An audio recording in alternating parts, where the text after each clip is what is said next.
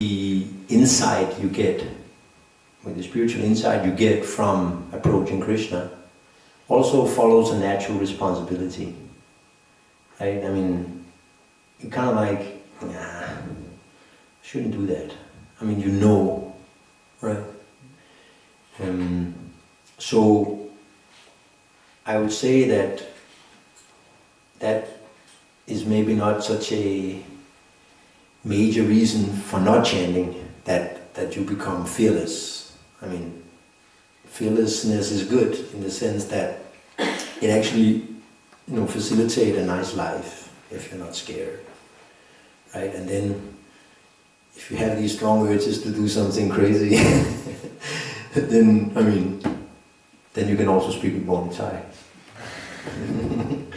And if you really want to do something crazy, we are going to the mountains in Himalaya, to 5,000-6,000 meters high, climb the mountains, sail the rivers and stuff. So those who are into adventure and are fearless, they can come with us in that.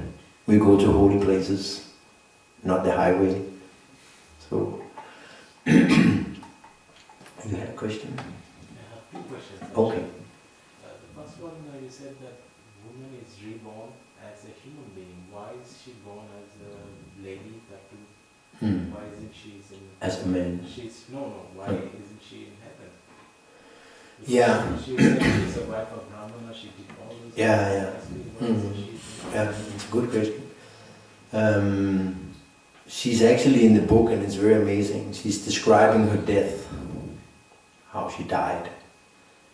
And she was very sick. She was in a hospital in Agra. And she said death came from below, from her feet. And it just became very cold. Her legs and feet became cold. And at one point in time, she was just feeling her heart. The only thing she could feel in the body was the heart. And then she went here and here. And she actually stayed in her body for 2 days while they took her back to Mathura. And just at the Jamuna, when they burned her body, she left the body. So then she said that she became very small, like a tiny seed, or kind of like, you see these seeds flying around in the sky, right? This time in springtime, you see all the plants are throwing their seeds. So she said that she became very small like that, and she was just consciousness. She couldn't see, she couldn't hear like we can hear now. She didn't have a physical body anymore, but she was conscious. She was aware that I'm here. I'm kind of like, and she's describing a silvery light being around her, and also other souls were there. So then at that time, she was just chanting, because she was a Krishna Bhakta. She was just chanting Krishna's name. And then somehow or other, the desire from motherhood and desire of being a wife came there, or was there, and she couldn't let go of it. And then she describes she became very heavy. And then all of a sudden she was pushed into a dark room. She describes it as a dark room. And then her senses came back, and the first sense which came back was the smell, the sense of smell. And she says, and now we have to understand, she's in the womb of her next mother. And she said it smelled awfully. Right? So her reason for re-entering into, say, like samsara, was that she had material desires. She wanted to be a wife. She had just given birth to a son. And that attachment, and also she was very attached to her husband. Even the husband had married again. Shanti Devi, she never married. She says, I am married. That was her conception. Even she was married in her last life. In this life, she also didn't marry. So she had to re-enter because her desire for, and she calls it selfish love.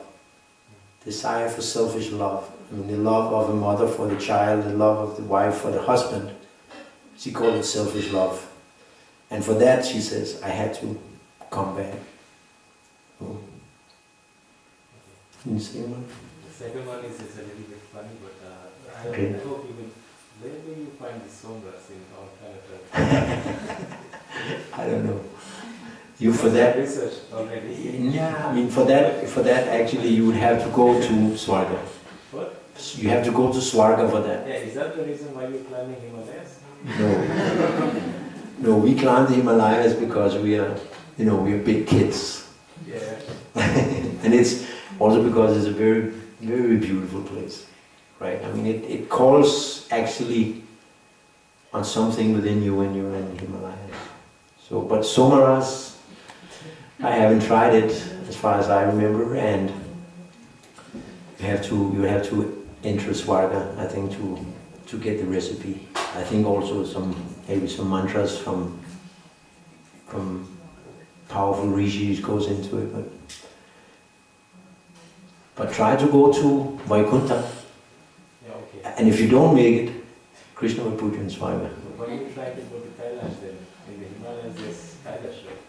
Yeah, I mean, we go to holy places there like Muktinath, Gangotri, right, to pray.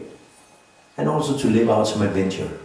It's also, I mean, there's also one in myself to just trek in the Himalayas is something which satisfies me. It's not purely spiritual, but then we go to spiritual places there and we chant, Yeah, I got the hunch.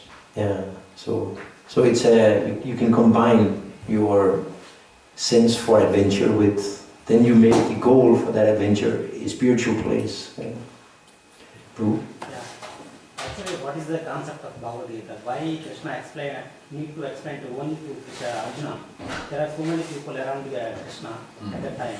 Why Krishna taken important to explain to the Arjuna? Yeah, he says here in the. Now we have to be fast because Pujariji will bring it up.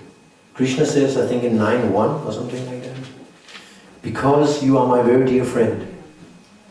So, because Arjuna, he's not doubting Krishna, because Arjuna is in love with Krishna, you could say. Krishna has full confidence that Arjuna will accept his words. So you'll never find a guru speaking to a disciple if he's not interested in hearing. Right? I mean, if you have something fantastic to say to somebody, and he's on the mobile, right? Speaking with someone else, like, Prabhu, this and that, and he's just like, you wouldn't tell him.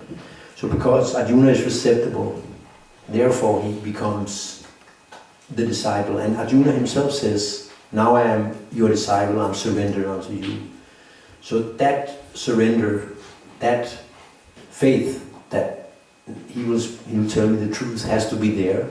And when Krishna or a guru experiences that disciple is like that, then he'll be very eager to pass on information. But if it's not there, I think you know the feeling. If you're telling something to somebody and that person's not interested, there's no transference of information, right? So that's what Krishna is saying. Thank you very much. Hare Krishna. I will.